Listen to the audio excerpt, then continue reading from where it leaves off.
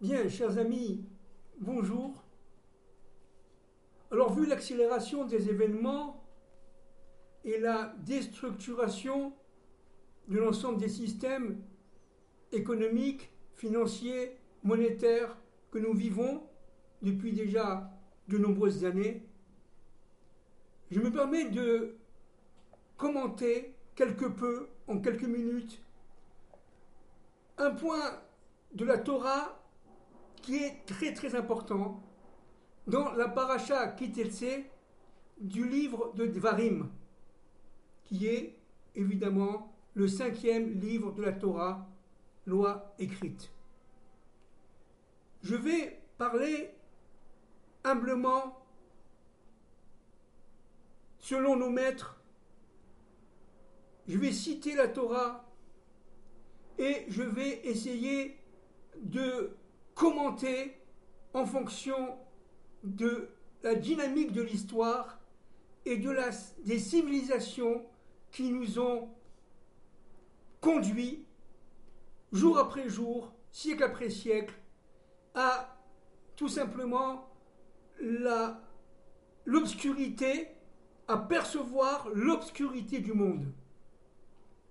Et cela d'une manière, j'allais dire presque globalisante et malheureusement totalisante. Je vais citer à partir de la Torah et du livre évidemment de monsieur David Saada, Le point intérieur, méditation sur les lectures hebdomadaires de la Torah, paru il y a quelques années aux éditions Albin Michel en France, livre évidemment que je commente très souvent, que je trouve qui est absolument en profondeur porté d'une analyse qui est rationnelle, mais aussi kabbalistique, une analyse qui est porteuse de sens, et ce livre-là doit être, si vous voulez, dans les ménages, dans les familles qui nous écoutent, et être certainement le Shabbat, ou pour les non-juifs les jours de leur fête, un élément d'analyse et d'approfondissement des thèmes bibliques. Alors à la page 535, on va parler du modèle du nourrisson. Alors je vais citer et je vais essayer quelque peu d'argumenter et d'approfondir en fonction des événements qui sont les nôtres à notre génération aujourd'hui. Je cite, c'est le Deutéronome, Parashat Kititse 22, de 18 à 21. Paragraphe 18 à 21. Si un homme a un fils dévoyé et rebelle, qui n'écoute ni la voix de son père, ni la voix de sa mère, qui le punisse, mais qu'il ne les écoute pas, alors son père et sa mère le saisiront et le feront, dit la Torah, sortir vers les anciens de sa ville et vers la porte de son endroit. Ils diront aux anciens de sa ville, notre fils, celui-ci, se dévoie et se rebelle. Il n'écoute pas notre voix, c'est un glouton et un buveur. Tous les hommes de la ville le lapideront avec des pierres, et il mourra. Et tu élimineras le mal du milieu de toi, et tout Israël entendra et craindra. Fin de citation. Alors, évidemment, il s'agit ici de la législation de ce qu'on appelle en hébreu le ben sorer ou moré. C'est-à-dire c'est un individu qui est d'abord adolescent, enfant, qui a une attitude extrêmement répressive, puisqu'il va tout simplement aller jusqu'à voler les biens, disent nos maîtres, dans le Talmud Sanhédrin, dans la Maseret Sanhédrin 71a, disent nos maîtres qu'il va jusqu'à voler son père et sa mère, pour pouvoir tout simplement assouvir son propre appétit, ses propres appétits intérieurs, ses propres désirs. C'est-à-dire c'est quelqu'un qui a perdu tout le sens de la moralité, toutes les limites de la décence. C'est un individu qui est tout simplement prêt à devenir un bandit, un escroc, un assassin, parce que le sens de son désir, la profondeur de ses désirs passe avant toute chose. Et le fait qu'il faut assouvir ses désirs, eh bien, passe avant le respect du père et de la mère. Alors nous allons évidemment nous mettre à partir de le commentaire du Talmud, notamment de la Maseret Sanhedrin 71a, on vient de le dire, disent que c'est un cas tout à fait théorique et qui n'a jamais existé. Or, à la suite de ce que dit, ce qu'explique la Gemara Sanhedrin, il y a un très grand maître qui s'appelle Rav Yonatan, qui lui dit qu'en fin de compte, ça n'a jamais existé, eh bien moi je l'ai vu. Pour moi, ça a existé. Et regardez ce qu'il dit, j'ai vu un cas où je me suis assis sur sa tombe. Alors c'est toujours le Talmud Sanhedrin 71a. Alors c'est donc une énigme. C'est une énigme pour nos maîtres, mais aussi pour le Talmud. Il s'agit tout simplement d'une sorte de construction spirituelle, intellectualisée, de manière à faire comprendre un certain nombre de messages au plus grand nombre, à Israël, et on verra tout à l'heure, à l'humanité tout entière. D'abord, permettez-moi de comprendre un point phénoménal important par rapport à ce que nous venons de dire. Pour l'enfant rebelle qui n'a pas atteint l'âge de la puberté, qui n'a pas atteint l'âge des 13 ans, l'âge de la bar mitzvah chez nous, eh bien c'est un enfant qui tout simplement a le mépris, va instrumentaliser l'autre. Et lorsqu'on parle de l'autre, et on parle du père et de la mère, nos maîtres des secrets disent qu'il s'agit en fin de compte d'une révolte contre Dieu, d'une révolte contre l'absolu. Dieu ayant ses attributs dans notre monde, n'est-ce pas, attributs entre guillemets féminins, Ima, et attribut masculin, Abba. C'est-à-dire que dans, évidemment, notre perception en tant qu'être humain, il faut comprendre que, évidemment, Dieu n'a pas de corps, évidemment, Dieu n'a pas de visage, évidemment, Dieu n'est pas garçon et fille, père et mère, mais il a des attributs divins qui, dans notre monde, sont représentés par Abba et Ima.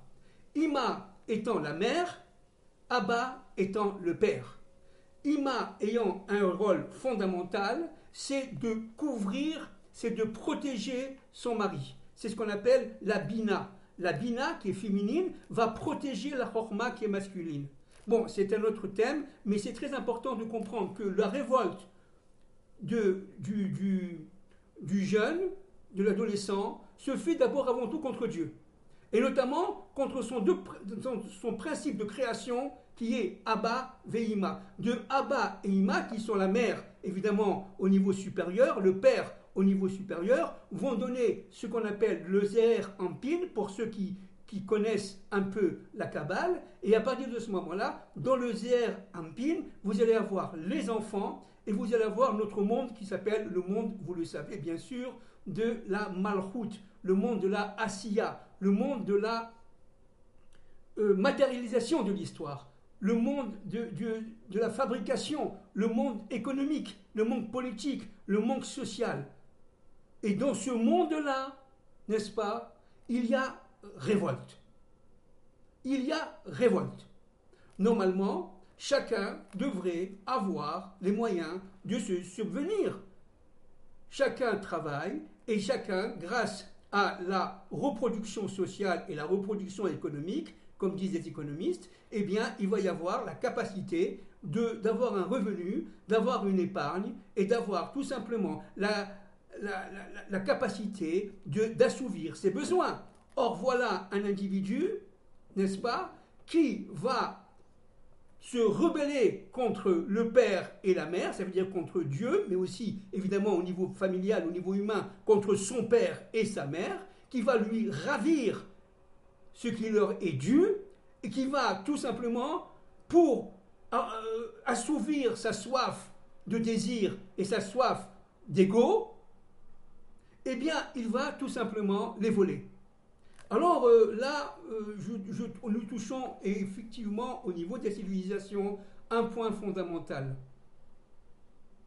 Les civilisations, nous le savons depuis Paul Valéry, n'est-ce pas, elles naissent, elles vivent, elles deviennent adultes, puis elles meurent.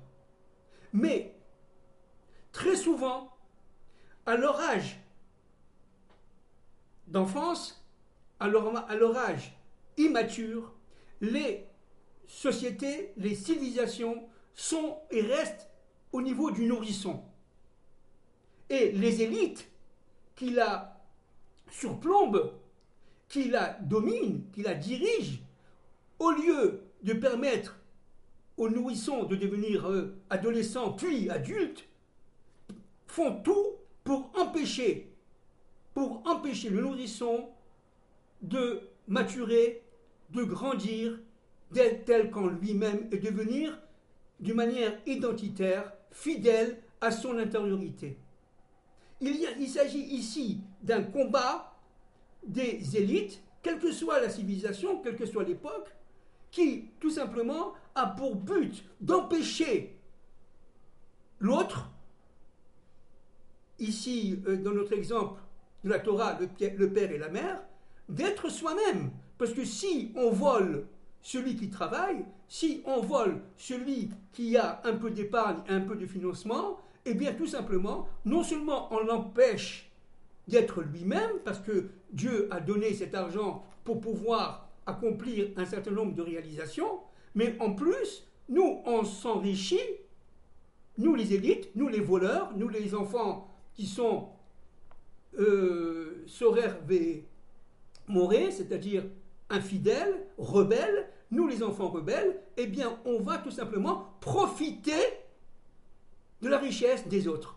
Et cela à leur insu. On va leur donner une sorte de revenu permanent, de manière à consommer, voyez, mais tout en les contrôlant. Ok. L'enfant dévoyé et rebelle entend vivre selon son propre ego. Et pour cela, il ressemble au nourrisson. Le nourrisson, qu'est-ce que c'est?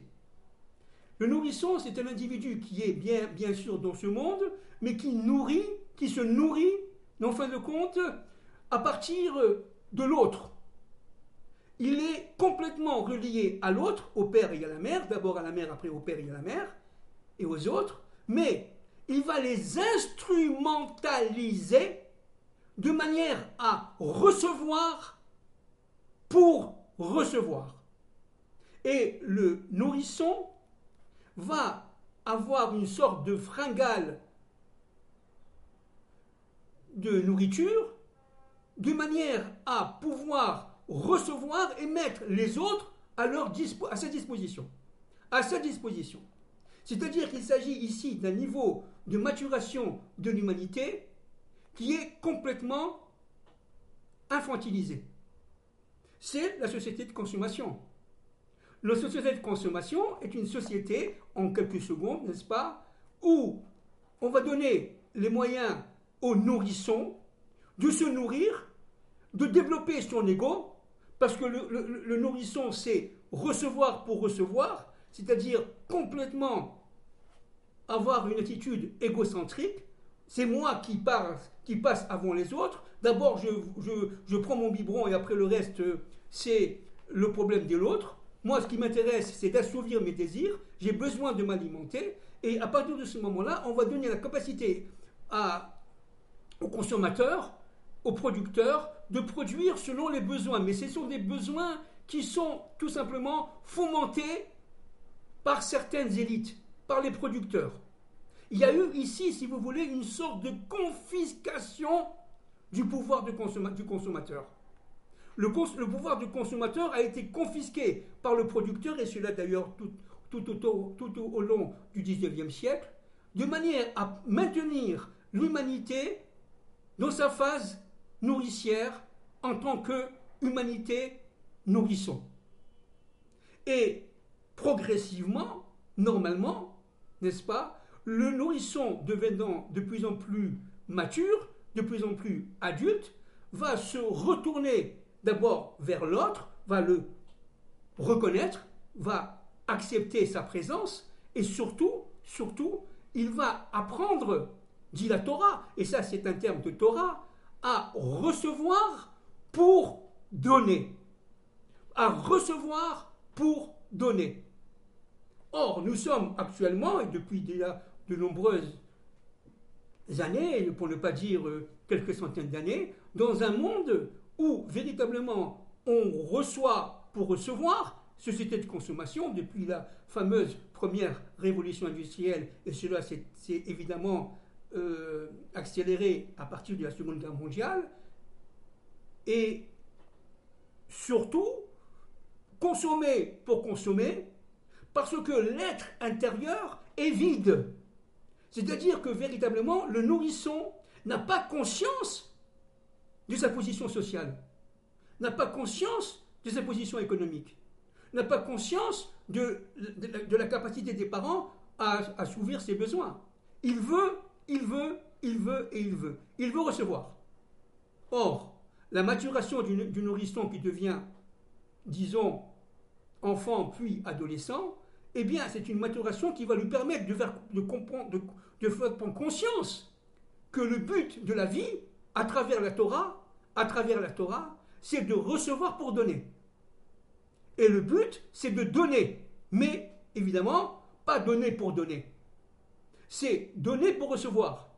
Parce que donner pour donner, en fin de compte, c'est une ruse du nourrisson, c'est une ruse du recevoir pour recevoir. Parce que tout simplement, si je donne pour donner, où est Dieu qui me donne? Ça veut dire que je deviens moi-même complètement égocentrique. C'est moi le centre du monde, c'est pas Dieu. Donc il y a l'enfant rebelle contre le père et la mère. Il y a aussi, évidemment, donner pour donner, on l'a dit, mais recevoir pour donner, on l'a dit, mais donner pour recevoir. C'est-à-dire qu'en fin de compte, donner pour recevoir, c'est aussi une sorte de ruse. Parce que si je donne, par exemple, les budgets sociaux, j'aide les pauvres, moi, État israélien, moi, État français, c'est pour recevoir après, en contrepartie, des impôts et toutes sortes de félicités qui sont des comportements de consommation qui fait qu'en fin de compte, je vais récupérer ce que j'ai donné. Et que tout est, en fin de compte, à mon profit. Et qu'il y a ici, si vous voulez, une sorte de tour infernal, de circuit infernal, qui fait que véritablement, il y a une sorte d'infantilisation de l'humanité, de l'universel, et à travers cela, évidemment, selon la Torah d'Israël, et dans les familles, à partir de l'enfant rebelle, eh bien, du père, de la mère, inféodé à ce même enfant rebelle. C'est-à-dire qu'en fin de compte, cet enfant rebelle aujourd'hui, on voit qui c'est, ce sont les élites.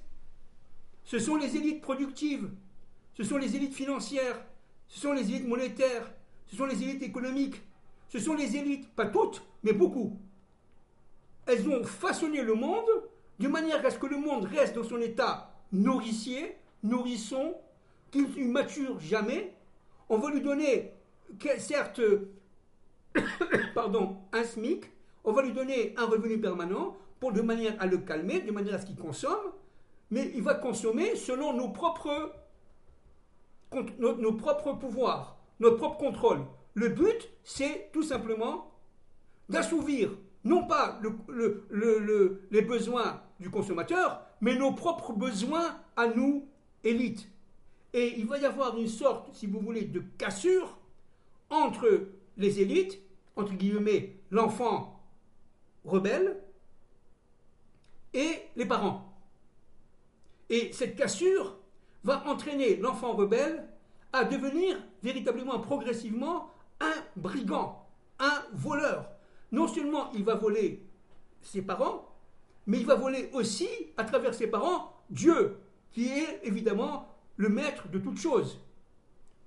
C'est Dieu qui donne la parnassa, c'est Dieu qui donne les revenus, c'est Dieu qui crée les banques, à travers évidemment les humains, bien entendu, à travers le système. Mais tout lui appartient à lui, pas aux élites.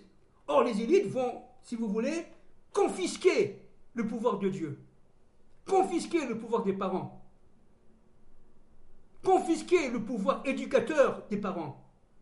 Les parents en Israël doivent étudier et faire étudier leurs enfants dans la Torah, par exemple. Les parents ont une responsabilité fondamentale, phénoménale même, au niveau de l'éducation des enfants, et notamment de cet enfant. Parce qu'ils doivent lui inculquer la Torah, si c'est Israël, ou une éducation morale et justiciable, si ce n'est pas Israël. Nous avons, nous, un devoir. Or, les élites, elles ont confisqué ce devoir, elles l'ont retourné pour leur propre profit. Et ça, dit la Torah, voyez, ça mérite la mort. Alors vous allez me dire, la mort de qui? La mort de quoi? La mort de cet enfant. Parce que ces élites-là, qui représentent l'effet nourrisson, recevoir pour recevoir, amènent les civilisations humaines, amènent les systèmes, amènent les idéologies, amènent les politiques, amènent les États-nations, à leur propre perte, à leur propre déchéance. Ce qui est important pour eux, pour elles, ces élites, c'est de profiter de la vie. Et le reste, après moi, le déluge. Eh bien, c'est exactement le problème qui est souligné ici dans la paracha Kitetsé, dans le livre Dvarim, par la Torah. C'est exactement le problème. Alors vous allez me dire, c'est quoi ce rave du Talmud qui s'appelle Jonathan? Comment il peut dire que j'ai vu, je cite, un cas où je me suis assis sur sa tombe? J'ai vu un cas où l'enfant rebelle a été tué. Mais il parlait de lui, disent nos maîtres. Moi, Rav Jonathan, eh bien, j'étais nourrisson, je me suis maturé, et je suis devenu adulte. J'ai compris que, en fait, le but de la vie, selon la Torah, c'est de recevoir de Dieu, des autres, mais pour donner. Pour donner. Et donc, ce qui est fondamental ici, dit le Rav Jonathan, c'est que pour pouvoir passer d'un niveau à un autre, d'une maturation à un autre, il faut tuer l'enfant rebelle qui est en nous. C'est pour ça qu'il était assis sur sa tombe. Il parlait de lui-même, il a transmuté. Il est passé d'un moment à un autre de maturation. Et ça, c'est absolument fondamental. Vous allez me dire pourquoi? Parce que l'humanité, elle a un parcours de vie. Elle a un parcours éducatif. Elle a un parcours d'existence, existentielle. Nous sommes ici dans ce monde, dans le monde de la faisabilité, de la raison. Nous sommes dans ce monde ici de la logique, mais aussi dans le monde des sciences. Il faut tout simplement intégrer le monde des sciences au plan divin et non pas chercher à utiliser les sciences, à utiliser les techniques, à utiliser les technologies pour profiter de l'autre. Et cela, pardon, Baruch ata Adonai Eloheinu melech haolam she'akol nהיה bidbaro. Et pour cela, à son propre profit. C'est-à-dire qu'en fin de compte, ce que demande Hachem, ce que demande Dieu à l'homme, c'est de mourir pour renaître, tel le phénix. Mourir pour renaître. Et ça, c'est fondamental. Or, nos élites, évidemment pas toutes, mais beaucoup parmi elles, notamment nos élites occidentales, ont tout fait et font tout dans leur plan de mondialisation pour nous infantiliser et nous permettre et nous rendre tout simplement nourrissons et encore une fois nourrissons sans jamais avoir la capacité de maturer, de devenir adulte. Alors vous allez me dire, c'est quoi un adulte? Eh bien, un adulte, c'est quelqu'un qui a compris, qui a intégré dans le sens de la Torah que, en fait, la vie, c'est recevoir pour donner. Et si je donne rien, alors normalement, je n'existe pas. Je meurs. Parce que le nourrisson, il est fait tout simplement pour transmuter, pour maturer. Et voilà, et je vais ici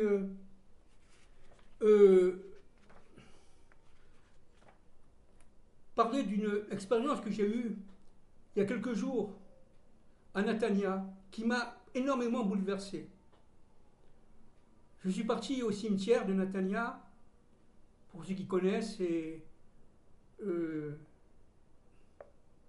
au centre du pays, pas loin de Haïfa, sur la Méditerranée, et mon père est enterré là-bas. Et j'ai voulu aller avec ma sœur au cimetière, comme on le fait tous les ans, pour sa askara, pour sa commémoration.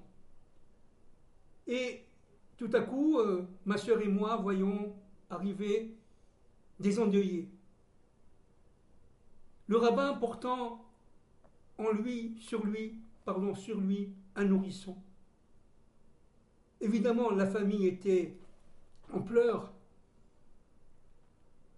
Nous-mêmes, nous avons eu les larmes aux yeux parce que c'était extrêmement sensible, émouvant, terriblement émouvant. Et je me suis dit, mais attends, pourquoi Akadosh Baruch Hu me fait, puisqu'il est le maître de toute l'histoire, c'est aussi le maître de mon histoire, me fait vivre un événement extrêmement douloureux, une mère qui donne un enfant, nourrisson, mort-né, qu'on va enterrer dans des pleurs indescriptifs. Alors, maintenant on comprend. Qu'a voulu me dire Akadosh Baruch Hu? Humblement, évidemment, qui je suis, moi, pour pouvoir épiloguer trop longuement. Qu'est-ce qu'il a voulu me dire? Il a voulu me dire qu'en fin de compte, nous sommes arrivés à un moment de l'enterrement du nourrisson. C'est-à-dire que ces élites-là arrivent à leur propre fin, à leur propre mort. Et que, en fait, Akadosh Baruch Hu va créer les éléments, va créer des situations microcosmiques, macrocosmiques, absolument, j'allais dire, surprenantes, révolutionnaires, qui fait que les élites vont perdre leur pouvoir. Et qu'elles vont nous laisser, nous nourrissons, devenir adultes, progressivement. Et c'est ça le Mashiach. C'est ça le Mashiach. Le Mashiach, c'est une période, l'ère messianique. Le Mashiach, c'est un homme, descendant du roi David, de la tribu de Yehuda, bien entendu, dans lequel va apparaître, évidemment, non seulement le Mashiach ben Yosef, mais aussi Eliyahu Hanavi. Mais le Mashiach, c'est un être qui va nous permettre de maturer, de passer de l'état de nourrisson à l'état de bar mitzvah, à l'état d'adolescent. Nous sommes enfermés dans une logique nourricière, dans un carcan nourricier qui fait qu'on ne peut plus s'en sortir. Et je comprends. Et je comprends donc que cet enterrement que j'ai vécu, qui a été très douloureux pour moi, pour ma sœur et l'ensemble des personnes qui étaient présentes, eh bien, avait un sens universel, un sens messianique. L'enterrement de ce bébé, c'est l'enterrement de l'être nourrisson qui est en nous, qu'on soit juif ou non juif. Nous allons nous libérer du carcan nourricier dans lequel nous nous trouvons. La société de consommation est une société, certes, nourricière, qui est apparue à la fin des temps de l'histoire pour nous empêcher tout simplement d'être nous-mêmes. C'est pas que je suis contre la consommation, bien entendu, je suis pour le progrès technique, infiniment pour la consommation, mais une consommation qui nous permette de maturer, qui nous permet d'assouvir un certain nombre de nos besoins, mais selon la volonté divine, selon le plan de Dieu, selon tout simplement la volonté du Père et de la Mère, selon le principe éducatif du Père et de la Mère. Non en cherchant à les voler, non en cherchant à assouvir uniquement mes besoins pour pouvoir, soi-disant, profiter de la vie, profiter des plaisirs et exister. Ça, non. Donc nous allons rentrer là, bientôt, après évidemment des événements qui vont nous paraître plus que surprenants, décapants, déstructurants. Nous sommes à la fin d'une civilisation de consommation exclusive, dans laquelle les élites qui, quelles que soient les civilisations passées, ont cherché à fructifier, maintenir, assouvir leur ego, assouvir leurs ambitions politiques, monétaires et financières, etc. On est arrivé à la fin de ce temps-là. Et que l'enterrement de ce bébé, eh bien, est un signe, d'après moi, bien entendu, est un signe que nous allons enterrer, mettre fin dans notre monde à ce principe nourrisson. Et nous allons, en tant qu'humanité, en tant qu'universel, passer à un nouveau cap, qui est le cap de recevoir pour donner. Ça veut dire le cap adulte. Il ne s'agit pas de donner pour donner, ruse, parce que si on donne pour donner, c'est tout simplement l'augmentation de notre ego. Il faut effacer l'ego, notre ego au maximum. Ce n'est pas non plus donner pour recevoir, parce que si je donne pour recevoir, ça vient en fin de compte à l'encontre du principe directeur de toute société et de tout mouvement sociétal, qui est le fait de faire profiter l'autre pour l'autre, parce que l'autre existe. Mais si je donne pour recevoir, c'est que c'est moi qui existe et c'est moi qui suis d'abord l'élément central du système. Donc c'est une ruse du recevoir pour recevoir. Et l'idéal, c'est recevoir pour donner. Et c'est cette réflexion, chers amis, que je voulais avoir avec vous, qui fait que, en fait, il faut être très très positif, très optimiste, très calme, porté par un mouvement et une foi intérieure intense, par un feu intérieur qui est salutaire, qui nous permettra évidemment de comprendre calmement, sûrement, chacun selon nos capacités, chacun selon notre vision, interne et externe d'ailleurs, chacun avec cette capacité de réunir son environnement à son monde intérieur, de manière à rayonner dans ce même environnement. On ne peut rayonner dans ce même environnement que si on cesse d'être nourrisson. Et c'est exactement ce que veulent empêcher nos élites, quel que soit le pays, quel que soit l'espace, quel que soit le temps.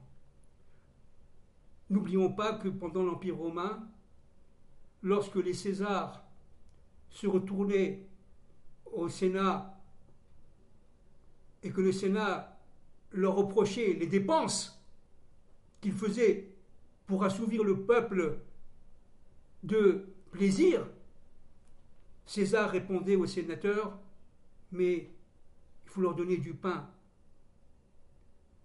et du cirque et du pain et du vin pour qu'ils nous laissent tranquilles, pour qu'ils nous laissent travailler, pour qu'ils nous laissent surtout profiter de la vie et qu'ils nous laissent tout simplement dominer. Le pouvoir de l'autre ne doit pas se faire au détriment du pouvoir de chacun. Le pouvoir des élites ne doit pas se faire au détriment du pouvoir du peuple. Il faut qu'il y ait une sorte d'équilibre, de symbiose, de juste milieu. Il ne s'agit pas d'être contre les élites ont toujours existé, elles existeront toujours, mais il s'agit de leur donner le sentiment d'abord d'être humble, d'humilité, et qu'au-dessus d'eux, il y a le Dieu un, maître de l'histoire. Et donc, cette histoire de Nathania, cette paracha de Kititse, enfin cette partie de paracha, Kititse, c'est une paracha extrêmement profonde, où il y a de très nombreuses lois, 74 lois, positives et négatives, mitzvot positives et mitzvot négatives, et donc c'est une des 74, et l'enfant rebelle doit comprendre que pour pouvoir cesser et éviter la mort,